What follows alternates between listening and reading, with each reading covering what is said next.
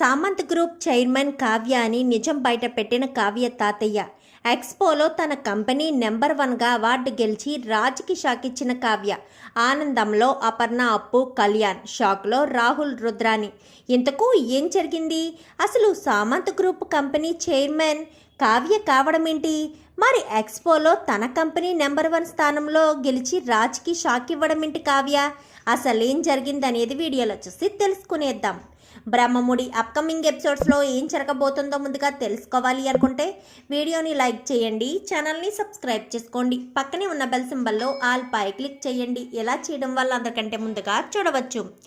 మొత్తం మీద చూసుకున్నట్లయితే కావ్య ఎప్పుడైతే డిజైన్స్ తీసుకుని వస్తుందో ఇంకా అక్కడ సామంత్ వాళ్ళ తాతయ్య కూడా ఉండడంతో కావ్యం చూసి ఒక్కసారిగా షాక్ అవుతారు.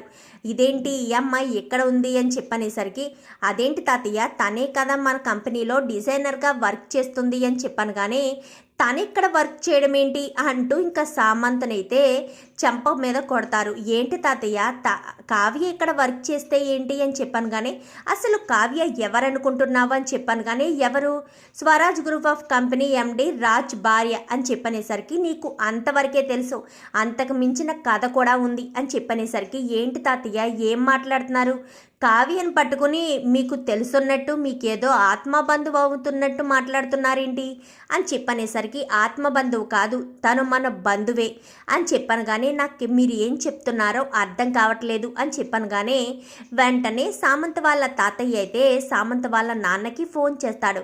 ఏంటి నాన్న, ఏంటి మీరనేది? కావ్యని మన కంపెనీ డిజైనర్గా తీసుకుందా? అసలు కావ్యను డిజైనర్గా తీసుకొని అంత అధికారం మన కంపెనీలో ఎవరికి ఉంది నాన్న? అసలు మనకు ఒక్క మాట కూడా చెప్పకపోవడం ఏంటి?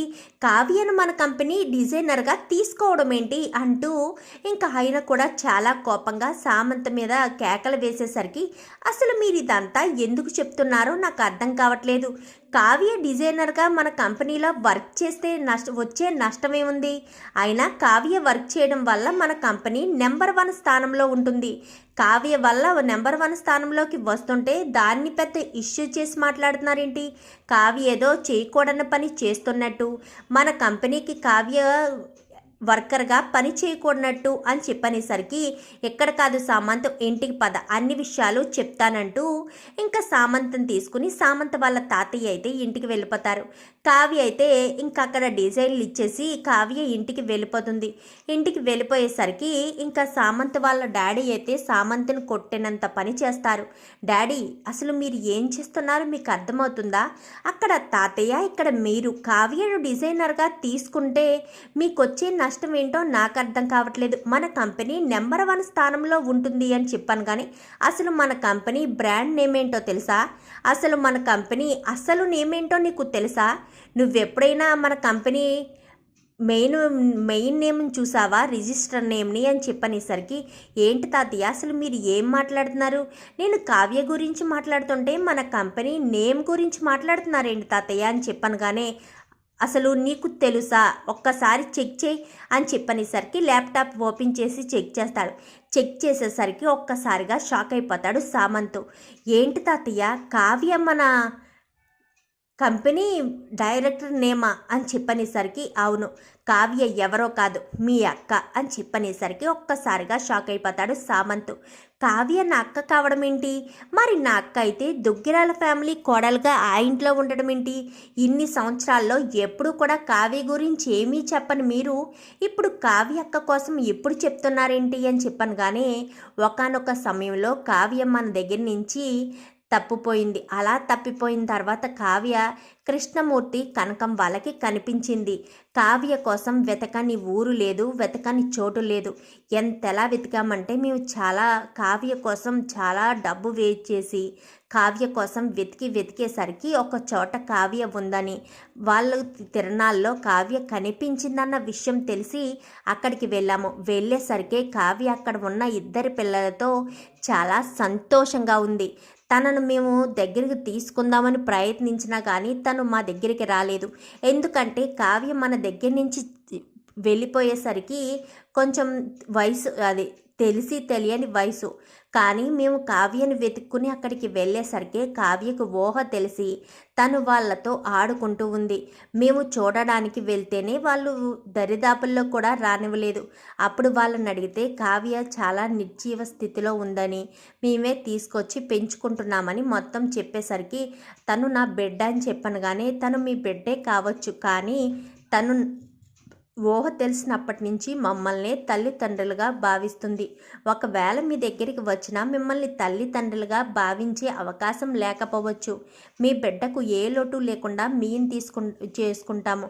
ఎప్పటికైనా మీ బిడ్డకు మీరే కన్న తల్లి తండ్రి అన్న విషయం మేము చెప్పి మీ దగ్గరికి పంపించగలమని చెప్పాను. కానీ సరే, తన చదువుకి తన తెలివితేటలకి కూడా తన చదువుకి ఎంత ఖర్చైనా మేము పెడతామని చెప్పాను. కానీ వద్దయ్యా, మా బిడ్డగా మేము పెంచుకుంటున్నాం కాబట్టి మా స్తోమతతోటే తనను చూస్తాం. మీ బిడ్డకి ఏ లోటు రానివ్వమని ఆ రోజు మాకు కృష్ణమూర్తి చెప్పాడు. తను ప్రాణాలు కాపాడిన కృష్ణమూర్తి తన బిడ్డలతో సహా కావ్యను కూడా తనే చూసుకుంటానన్నారు. ఇంకా తనకు సంబంధించిన ఏ విషయమైనా సరే కృష్ణమూర్తి ముందు మాకు చెప్పిన తర్వాతే తను నిర్ణయం తీసుకుంటారు. అలాగే దుగ్గిరాలింటి ఫ్యామిలీ కోడలు కావడానికి కూడా కావ్య అక్కడికి వెళ్ళిన తర్వాత కూడా కృష్ణమూర్తి చెప్పిన తర్వాతే కావ్య దుగ్గిరాల ఫ్యామిలీ కోడలుగా వెళ్ళింది. ఆ తర్వాత నుంచి కావ్య జీవితం బాగుంది కదా అని మేము చూడలేదు. కానీ తర్వాత తనకు ప్రాబ్లం వచ్చిందని, పుట్టింటికి వచ్చేసిందని కృష్ణమూర్తి చెప్పాడు. డిజైనర్గా జాబ్ చేస్తుందన్న విషయం చెప్పాడే తప్ప అది మన కంపెనీ అన్న విషయం చెప్పలేదు. నా కూతురికి అలాంటి పరిస్థితి రావడం ఏంటి, అస్సలు ఊరుకోను అని చెప్పి ఇంకా కావ్య గురించని రాజ్ వాళ్ళ ఇంటికి వెళ్తాడు. ఎందుకంటే రాజ్ ఆల్రెడీ అపోనెంట్ కంపెనీలో కావ్య జాబ్ చేస్తుందన్న విషయం తెలుసుకొని కావ్యని ఇంటికి తీసుకువెళ్ళి అందరిలోనూ కావ్యను అవమానించాలని, ఇంటి పరువు తీయాలనే ప్రయత్నిస్తుందని కావ్యను అందరిలోనూ అవమానించడానికి ఇంటికి తీసుకువెళ్ళేసరికి సామంత్ వాళ్ళ తాతయ్య అక్కడికి వెళ్తారు. నమస్కారం సీతారామయ్య గారు అని చెప్పనేసరికి మీరా రండి అనగానే, ఎందుకంటే సామంత్ వాళ్ళ తాతయ్య సీతారామయ్య గారు మంచి ఫ్రెండ్స్. వాళ్ళిద్దరూ అపోనెంట్గా ఉన్నప్పుడు కానీ వాళ్ళిద్దరూ బిజినెస్ స్టార్ట్ చేసింది ఒకే సమయంలో.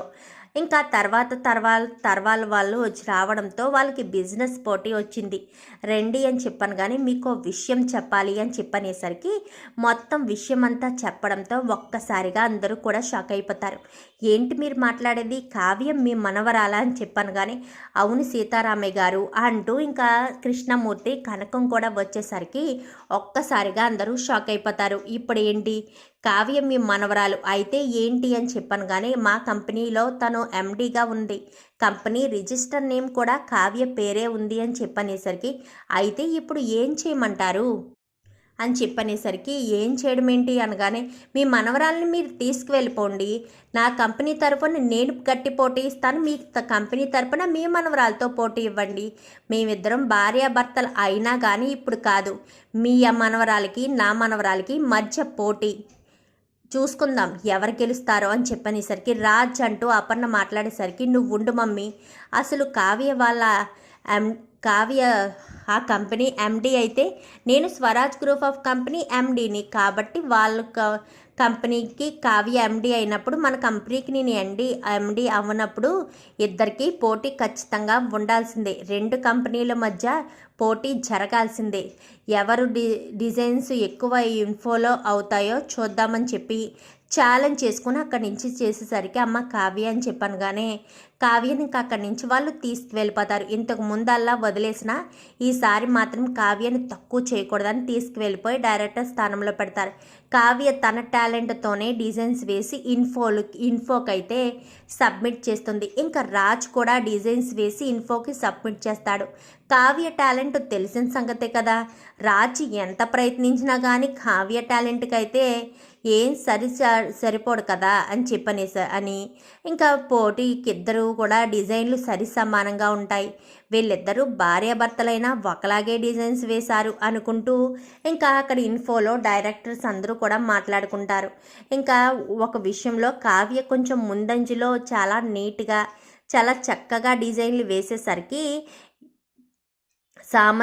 కంపెనీకే ఈ ఇన్ఫో దక్కుతుంది అని చెప్పాను. కానీ ఒక్కసారిగా రాజు షాక్ అయిపోతాడు. అంటే కావ్య లేకపోతే నేను ఎందుకు ఏమీ పనికిరానా? కావ్యతోనే నా జీవితం ముడిపడుందా? కావ్యను నేను చాలా తక్కువ అంచనా వేశాను. కావ్య ముందు నేను ఎందుకు పనికిరానట్టే ఉన్నాను. కావ్య కూడా నాకు గట్టి పోటీ ఇచ్చింది అని చెప్పి రాజ్ అయితే ఇంటికి వచ్చేస్తాడు. ఏంటి రాజ్, భార్య మీద ఓడిపోయినందుకు బాధపడుతున్నావా అని చెప్పాను. కానీ లేదు మమ్మీ, నా భార్య గెలిచినందుకు సంతోషపడుతున్నాను. పోటీ విషయంలో మాత్రం కంపెనీల మధ్య, కానీ నా భార్య నేను ఒకరి మీద ఒకరు పోటీ చేస్తే నా భార్య గెలవాలని నేను కోరుకుంటాను, నేను గెలవాలని నా భార్య కోరుకుంటుంది. ఇంకా ఈ పోటీలో కంపెనీలు ఇవన్నీ మా ముందు ఎందుకైనా పనికొస్తాయా, మా భార్యాభర్తల ముందు అని చెప్పి రాజ్ అనేసరికి నీలో ఎంత మార్పు వచ్చింది రాజ్, నిజంగానే కావ్యను నువ్వు ఎంతగానో ఇష్టపడుతున్నావు అని చెప్పనేసరికి మరి కావ్యని ఎప్పటికైనా క్షమించి ఇంటికి తీసుకొస్తావా అని చెప్పాను. కానీ కావ్యని ఇప్పుడు క్షమించి ఇంటికి తీసుకొస్తే కావ్య నాకు పోటీగా వస్తుందని ఇంటికి తీసుకొచ్చినట్టు ఉంటుంది కదా మమ్మీ అని చెప్పాను. కానీ నువ్వు కావ్యని ఇంటికి తీసుకురాకపోయినా పోటీ ఇచ్చినట్టుగా ఏమీ ఉండదు కదా రాజ్. ఒక్కసారి ఆలోచించు, కావ్యని ఎందుకు వాళ్ళ ఇంట్లో వదిలేయాలి? కావ్య మన ఇంటి కోడలు, మన ఇంట్లోనే ఉండాలి. దుగ్గిరాల ఫ్యామిలీ కోడలు సామంత గ్రూప్ ఆఫ్ కంపెనీలో ఉండడం కాదు, మన ఇంటి కోడలుగా మన ఇంటి గౌరవాన్ని పెంచాలి అని చెప్పి ఇంకా అపర్ణ మాట్లాడేసరికి సరేనని రాజు వెళ్ళబోయేసరికి కావ్యే ఇంకా రాజ్ దగ్గరికి వచ్చేస్తుంది. నన్ను క్షమించండి, మీ మీద గెలిచినందుకు నేను సంతోషంగా లేను, నా భర్త ఓడిపోయినందుకే నేను చాలా బాధపడుతున్నాను అని చెప్పాను. కానీ నీకు నాకు పోటీ ఏంటి కావ్య, అవి కంపెనీల మధ్య, మన మధ్య ఎప్పటికీ పోటీ ఉండదు, నువ్వు నేను ఎప్పటికీ సమానమే అని రాజ్ అయితే కావ్యని గట్టిగా హత్తుకుంటాడు. మొత్తానికైతే కంపెనీల మధ్య పోటీ అంటూ ఇంకా రాజు వాళ్ళిద్దరి మధ్య ఉన్న ప్రేమను చెప్పేసరికి కావ్య కూడా ఇంకా రాజునైతే చాలా ఇష్టంగా హత్తుకుని ఇంకా రాజు మీద ఉన్న కోపాన్ని మొత్తం మర్చిపోతుంది. చూద్దాం మరి రాబోయే ఎపిసోడ్స్లో ఏం జరుగుతుందో. వీడియో నచ్చితే లైక్ చేయండి, ఛానల్ని సబ్స్క్రైబ్ చేసుకోండి, పక్కనే ఉన్న బెల్ సింబల్లో ఆల్ పై క్లిక్ చేయండి. ఎలా చేయడం వల్ల అందరికంటే ముందుగా చూడవచ్చు.